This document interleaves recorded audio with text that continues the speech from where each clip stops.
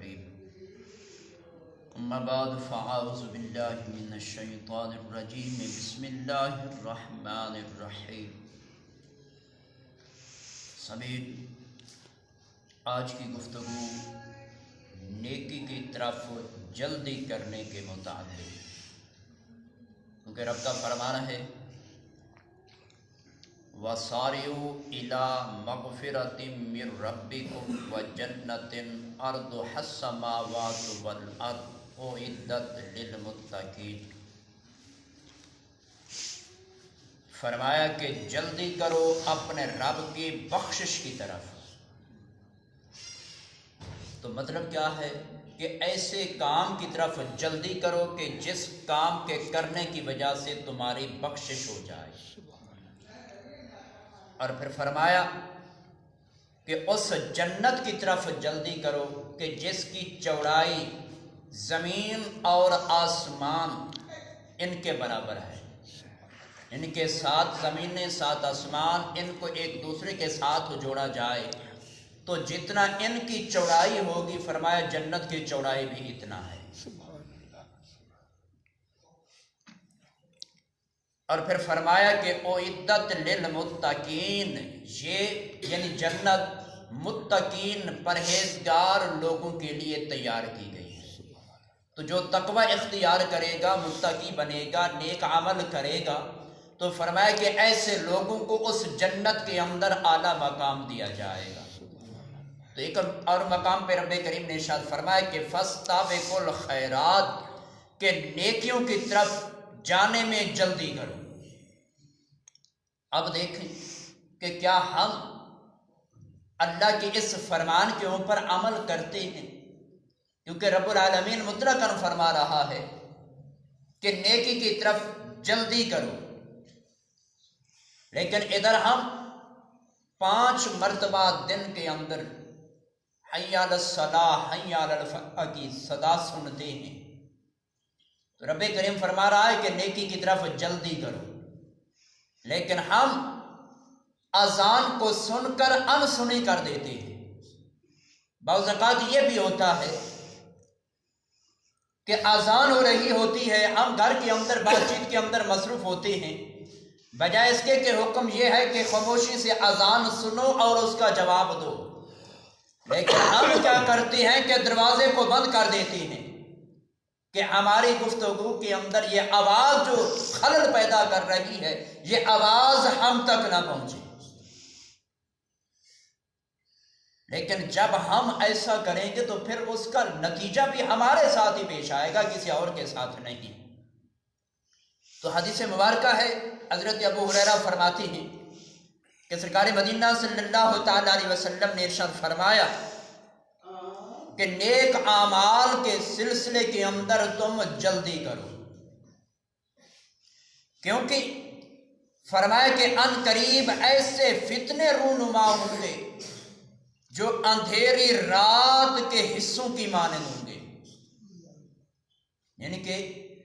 اتنے سیاہ فتنے یا اتنے خطرناک فتنے ہوں گے جو ان قریب رونما ہوں گے۔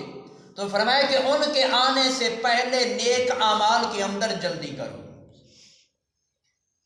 تو پھر فرمایا کہ ایک گزر جاتا ہے تو دوسرا آ جاتا ہے، یعنی کہ وہ فتنے اتنے ہوں گے کہ ایک گزرے گا تو دوسرا آ جائے گا، وہ گزرے گا تیسرا آ جائے گا، یعنی کہ فتنے پہ فتنہ آتا جائے گا۔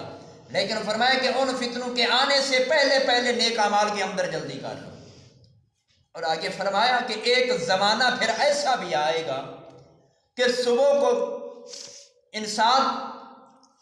مومن ہوگا، جب شام ہوگی تو وہ کافر ہوگا۔ اور پھر فرمایا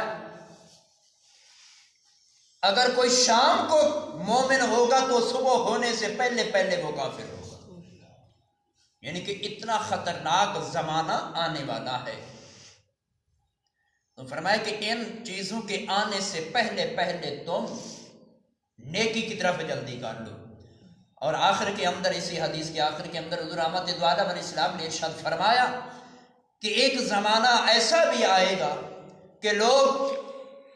اپنے دین کو دنیاوی ساز و سامان کے بدلے کے اندر بیچ ڈالیں گے، لیکن وہ زمانہ ہمارا چل رہا ہے کہ دیکھو کہ ہم سود کے لین دین کے اندر ملوث ہوتے ہیں، جبکہ رب کریم نے سود کھانے کو منع فرمایا۔ علماء فرماتے ہیں کہ جو آدمی سود کھاتا ہے یا سود کا لین دین کرتا ہے، لیتا ہے، دیتا ہے، گواہ بنتا ہے، کہ جو بھی اس معاملے کے اندر ملوث ہوتا ہے وہ اس گناہ کے اندر برابر کا شریک ہوتا ہے۔ تو علماء فرماتے ہیں کہ 70 مرتبہ اگر کوئی اللہ نہ کرے، معاف فرمائے، کہ اگر کوئی اپنی ماں سے زنا کرے تو اس کا گناہ تھوڑا ہے، سود کھانے کا گناہ زیادہ ہے۔ لیکن آج ہم اس چیز کو شوق سے کرتے ہیں۔ تو ایک اور حدیث کے اندر سرکار مدینہ صلی اللہ تعالی علیہ وسلم نے ارشاد فرمایا، حضرت عقبہ بن حارث فرماتی ہیں کہ ہم نے نبی کریم علیہ الصلوۃ والسلام کی اقتداء کے اندر نماز عصر ادا کی، تو نبی کریم علیہ الصلوۃ والسلام نے نماز عصر پڑھائی۔ نماز عصر پڑھانے کے بعد جلدی سے آپ مصلی امامت سے اٹھے اور گھر تشریف لے گئے۔ تو کچھ دیر کے بعد آپ واپس آئے تو حضرت عقبہ فرماتی ہیں کہ ہم آپس کے اندر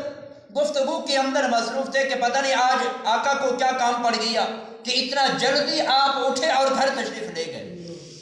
تو کچھ دیر کے بعد جب نبی کریم علیہ الصلوۃ والسلام واپس تشریف لائے تو صحابہ کرام نے آقا کی خدمت کے اندر عرض کیا کہ یا رسول اللہ آج خیر تو تھی کہ آپ نے اتنا جلدی کی، گھر تشریف لے گئے اور پھر واپس تشریف لائے۔ تو رحمت دو عالم علیہ الصلوۃ والسلام نے ارشاد فرمایا کہ ہمارے ہاں سونے کی ایک ڈلی موجود تھی، تو میں نے یہ گوارا نہ کیا کہ یہ سونے کی ڈلی آج کی رات ہمارے گھر کے اندر گزار دے۔ یعنی کہ آپ نے فرمایا کہ میں جا کر گھر والوں کو حکم دے کر آیا ہوں کہ یہ سونا جو ہمارے گھر کے اندر رکھا ہے اس کو تقسیم کر دو، کہ یہ نہ ہو کہ رات گزر جائے یہ ہمارے ہاں پڑا رہ جائے۔ یعنی کہ آقا علیہ الصلوۃ والسلام نے ہمیں عمل کر کے دکھایا کہ نیکی کے اندر کتنی جلدی کرنی چاہیے۔ لیکن آج ہم جب صدقہ خیرات کرتے ہیں یا جو صاحب استطاعت لوگ ہیں زکوٰۃ نکالتے ہیں تو ہم پہلے کئی دن سوچتے رہتے ہیں کہ نکالوں یا نہ نکالوں، پھر جب حساب لگاتے ہیں تو رقم زیادہ بنتی ہے، پھر سوچتے رہتے ہیں کہ اب کیا بنے گا، کہ اتنی رقم میں نے نکال دی تو پھر میرا کیا بنے گا،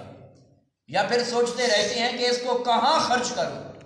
تو سوچتے سوچتے بعض اوقات ایسا بھی ہوتا ہے کہ وہ زکوٰۃ ادا کرنے والا جس کے اوپر وہ زکوٰۃ فرض تھی تو اسی سوچ کے اندر رہتے رہتے اس کو موت آ جاتی ہے، مال پڑا رہ جاتا ہے، لیکن اس کے ذمہ یہ قرض وہ قبر کے اندر اپنے ساتھ لے کر جاتا ہے، جو پھر اس کے لیے وہ ذلت اور رسوائی کا سبب بنتا ہے۔ تو ہمیں نیکی کے کاموں کے اندر تاخیر نہیں کرنی چاہیے۔ یہ نہیں کہ آج کی نماز چلو رہنے دو کل کو پڑھ لیں گے، تو زمین کل کو کس نے دیکھا ہے؟ ہو سکتا ہے کہ آج کے دن کی ہمیں موت کا فرشتہ مہلت ہی نہ دے، موت کا فرشتہ پہلے آ جائے ہمارا پیغام اجل لے کر اور ہم اس دنیا سے ہی چلے جائیں۔ بعض اوقات یہ ہوتا ہے دیکھتے ہیں کہ صبح کے ایک دوست، ایک رشتہ دار، ایک ہمسایہ ہمیں ملتا ہے، لیکن شام کو ہمیں پیغام ملتا ہے کہ وہ تو فوت ہو گیا، یعنی کہ نہ وہ بیمار ہوتا ہے نہ کوئی تکلیف ہوتی ہے، لیکن اچانک اس کا ٹائم آ جاتا ہے، وہ اس دنیا کو چھوڑ کر چلا جاتا ہے۔ لیکن اگر ہم ایسے ہی امیدیں باندھتے رہے کہ آج نہیں کل سے نماز شروع کریں گے، کل سے نہیں جمعہ سے شروع کریں گے، جمعہ سے نہیں پیر سے شروع کریں گے، تو ایسے خیالات کرتے کرتے ہم نے کئی سال گزار دیے۔ لیکن اگر اسی طرح اور بھی ہم غفلت کے اندر رہے تو پھر موت قریب ہے، اس دنیا سے چلے جائیں گے، لیکن رب کی بارگاہ کے اندر جب حاضری ہوگی تو وہاں رب کی بارگاہ کے اندر کیا جواب دیں گے۔ لیکن اسی لیے رب کریم نے یہ ارشاد فرمایا کہ فاستبقوا الخیرات، کہ نیکی کے کاموں کے اندر جلدی کرو، تو ہمیں تاخیر نہیں کرنی چاہیے۔ رب کریم کی پاک بارگاہ کے اندر دعا کی خالق کائنات ہمیں ان مسائل پر عمل کی توفیق عطا فرمائے، آمین۔ وآخر دعوانا الحمدللہ رب العالمین۔